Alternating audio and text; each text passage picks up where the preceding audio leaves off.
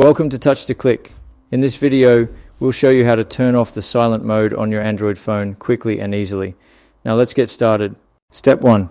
Press the volume button on your Android phone to bring up the volume control on the screen. Step 2.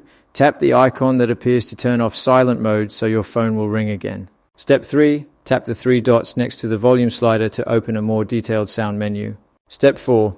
In this menu, look for the silent mode option and tap it to disable it if it's turned on. Step 5. Swipe down from the top of the screen to open the notification panel where quick settings are located. Step 6. Tap the mute or silent icon in the notification panel to turn off silent mode instantly. Step 7. If you are using a Poco or Redmi phone, simply tap the silent mode icon to disable it if it is active. Step 8. Open your phone's settings app and use the search bar at the top to type silent. Step 9. Tap the silent mode option that appears in the search results to access its settings. Step 10.